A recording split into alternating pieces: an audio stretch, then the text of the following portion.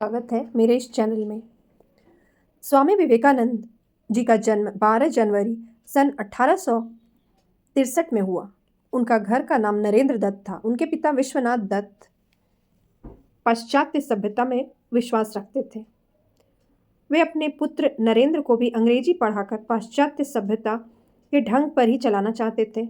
नरेंद्र की बुद्धि बचपन से बड़ी तीव्र थी और परमात्मा को पाने की लालसा भी प्रबल थी। इस हेतु वे पहले ब्रह्म समाज में गए, किंतु वहां उनके चित्त को संतोष नहीं हुआ। सन 1884 में विश्वनाथ दत्त की मृत्यु हो गई। घर का भार नरेंद्र पर पड़ा। घर की दशा बहुत खराब थी। कुशल यही थी कि नरेंद्र का विवाह नहीं हुआ था। अत्यंत गरीबी में भी नरेंद्र बड़े अतिथि सेवी थे।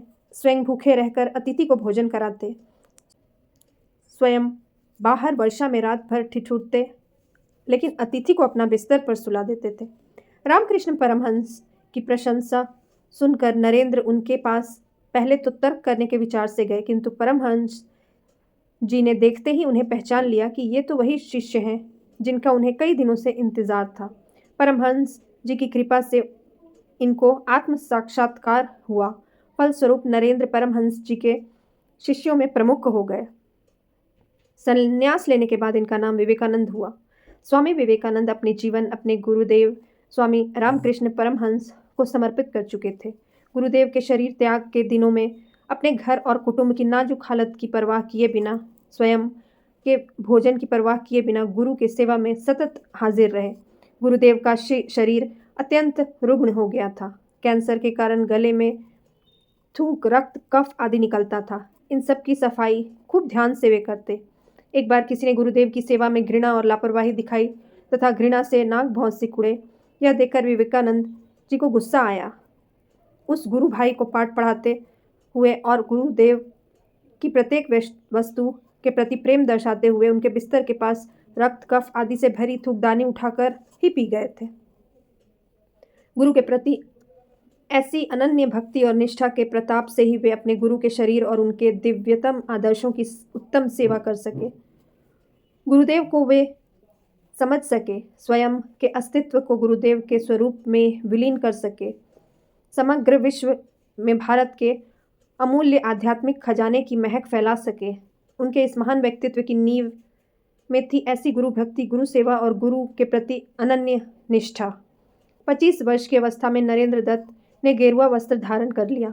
तत्पश्चात उन्होंने पैदल ही पूरे भारतवर्ष की यात्रा की। सन 1893 में शिकागो, अमेरिका में विश्व धर्म परिषद हो रही थी। स्वामी विवेकानंद उनमें भारत के प्रतिनिधि के रूप में पहुंचे। यूरोप, अमेरिका के लोग उस समय पराधीन भारतवासियों को बहुत हीन दृष्टि से देखते थे। वहाँ लोगों ने बहुत प्रयत्न किया कि स्वामी विवेकानंद को सर्वधर्म परिषद में बोलने का समय ही ना मिले। एक अमेरिकन प्रोफेसर के प्रयास से उन्हें थोड़ा समय मिला, किंतु विचार सुनकर सभी विद्वान चकित हो गए। फिर तो अमेरिका में उनका बहुत स्वागत हुआ। वहाँ इन भक्तों का एक बड़ा समुदाय हो गया। 3 वर्ष तक वे अमेरिका में रहे और वहाँ के लोगों को भारतीय तत्वज्ञान की अद्भुत ज्योति प्रदान करते रहे। आत्मविद्या और भारतीय दर्शन के बिना विश्व अनाथ हो जाएगा, यह स्वामी विवेकानंद जी का दृढ़ विश्वास था। अमेरिका में उन्होंने रामकृष्ण मिशन की अनेक शाखाएं स्थापित की। अनेक अमेरिकन विद्वानों ने उनका शिष्यत्व ग्रहण किया। वे सदा अपने को गरीबों का सेवक कहते थे। भारत के गौरव को देशांतरों में उज्जवल करने के लिए उन्होंने सदा प्रयत्न किया। 4 जुलाई सन 1902 में उन्होंने देह त्याग कर दिया। उनके जन्म दिवस 12 जनवरी को युवा दिवस के रूप में मनाया जाता है। स्वामी विवेकानंद की कहानियाँ हमेशा हमें प्रेरणा देती हैं। एक बार स्वामी विवेकानंद रेल से कहीं जा रहे थे। वे जिस डिब्बे में सफ़र कर रहे थे उसी डिब्बे में कुछ अंग्रेज यात्री भी थे। उन अंग्रेज़ों को साधुओं से बहुत चिढ़ थी। वे साधुओं की भर पेट निंदा करते रहे। साथ वाले साधु यात्री को भी गाली देते रहे। उनकी सोच थी कि साधु अंग्रेजी नहीं जानते, इसलिए उन अंग्रेज़ों की बातों को समझ नहीं सकेंगे। इसलिए उन अंग्रेज़ों ने आपसी बातचीत में साधुओं को कई बार भला बुरा कहा।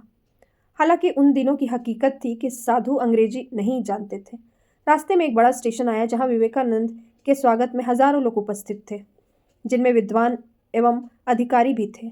उन्होंने यहाँ उपस्थित लोगों को संबोधित करने के बाद अंग्रेजी में पूछे गए प्रश्नों का उत्तर भी अंग्रेजी में ही दिया। अंग्रेज सहयात्री ये सब देख रहे थे। यह देखकर रेल में उनकी बुराई कर रहे उन अंग्रेज यात्रियों को जैसे सांप सूंघ गया। अवसर मिलते ही वे विवेकानंद के पास गए। उन्होंने नम्रतापूर्वक पूछा, क्या आपने हमारी बात सुन ली? स्वामी जी ने सहजता से जवाब दिया। उन्होंने बताया कि उनका मस्तिष्क अपने कार्यों में ही व्यस्त था, इसलिए उन्होंने लोगों की बातों को सुनने का अवसर नहीं मिला। उनका यह जवाब अंग्रेजों को शर्मसार कर गया। अंग्रेजों ने चरणों में झुककर क्षमा याचना की। वे स्वामी जी के प्रति आदर भाव दिखाने लगे। वे उनके ज्ञान का सम्मान करने लगे।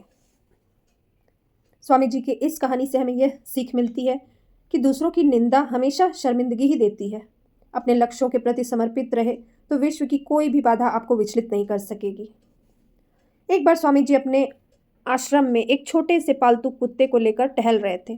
तभी अचानक एक युवक उनके आश्रम में आया और उनके पैरों में झुक गया और कहने लगा, स्वामी जी, मैं अपनी ज़िंदगी से बड़ा परेशान हूँ। मैं प्रतिदिन पुरुषार्थ करता हूँ, लेकिन आज तक मैं सफलता प्राप्त नहीं कर सका हूँ। पता नहीं ईश्वर ने मेरे भाग्य में क्या लिखा है जो इतना पढ़ा लिखा होने के बावजूद भी मैं नाकामयाब हूँ।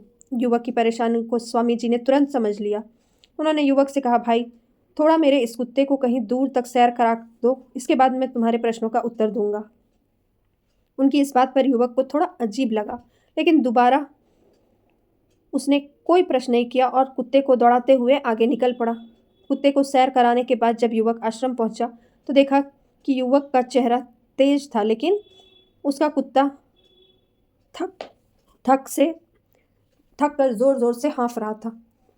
स्वामी जी ने पूछा, भाई, मेरा कुत्ता इतना थक कैसे गया? तुम बड़े शांत दिख रहे हो, क्या तुम्हें थकावट नहीं हुई? युवक ने कहा, स्वामी जी, मैं धीरे धीरे आराम से चल रहा था, लेकिन मेरा कुत्ता अशांत था, सभी जानवरों के पीछे दौड़ता था, इसलिए बहुत थक गया। तब विवेकानंद जी ने कहा, भाई, तुम्हारे प्रश्नों का उत्तर तो यही है। तुम्हारा लक्ष्य तुम्हारे आसपास है, लेकिन तुम उससे दूर चले गए हो, अन्य लोगों के पीछे दौड़ते रहते हो और तुम जो चाहते हो वो दूर हो जाता है। स्वामी विवेकानंद के उत्तर से संतुष्ट होकर उसने अपनी गलती सुधारने का निर्णय लिया। इससे हमें यही सीख मिली कि हमें अपने लक्ष्यों पर ध्यान देना चाहिए और भटकने वाली चीज़ों से दूरी बनानी चाहिए। स्वामी विवेकानंद अमेरिका के शिकागो में अपना ऐतिहासिक भाषण देने गए। उनका व्याख्यान काफ़ी प्रसिद्ध हुआ था।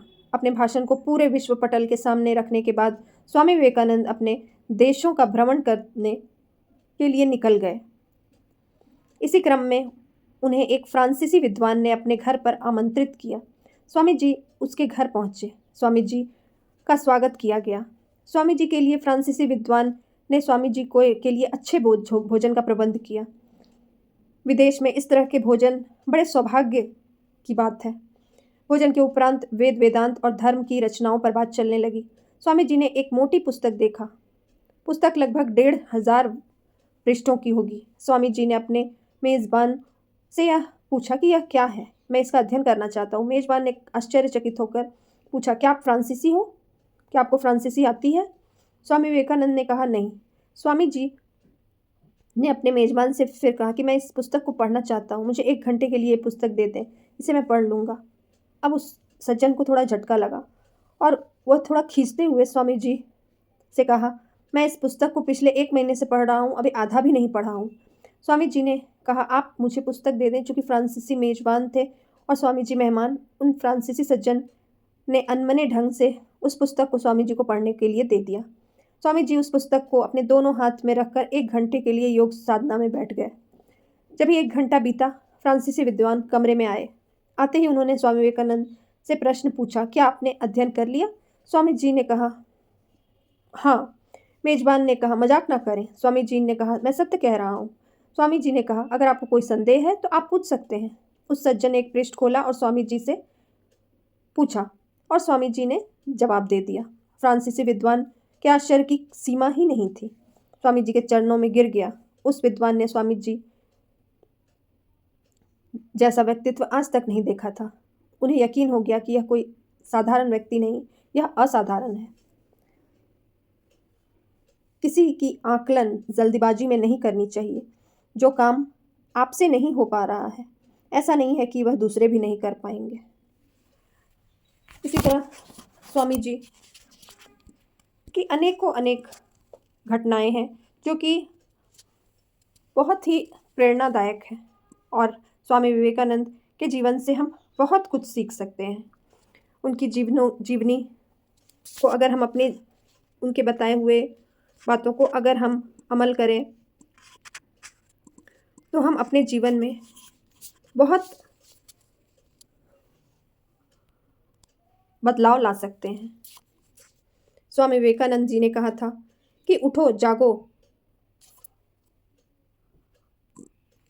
और तब तक मत स्वामी विवेकानंद जी ने कहा था कि उठो जागो और तब तक मत रुको जब तक लक्ष्य प्राप्त न कर लो। खुद पर विश्वास रखो, दुनिया अपने आप विश्वास करने लगेगी। तुम्हें अंदर से बाहर की ओर विकसित होना चाहिए। जब तक अपने आप पर स्वयं पर विश्वास नहीं करोगे तब तक आप ईश्वर पर विश्वास नहीं कर सकते। जिस दिन आपके सामने कोई समस्या ना आए, आप यकीन कर सकते हैं कि आप गलत रास्ते पर चल रहे हैं। कभी मत सोचो कि आत्मा के लिए कुछ असंभव है। ऐसा सोचना सबसे बड़ा विधर्म है। ब्रह्मांड की सभी शक्तियाँ हमारे अंदर है। यह हम ही हैं जिन्होंने अपनी आँखों के सामने हाथ रखा है और रोते हुए कहा है कि अंधेरा है। कभी भी सपने देखना मत छोड़ो। जिस दिन अपने सपनों को देखना छोड़ दिया, समझ लो उस दिन आप हार गए। आप सभी स्वामी विवेकानंद जी की कही हुई बातों को अमल करने का प्रयास कीजिए। अगले वीडियो में मैं आपसे जल्द ही मिलूंगी।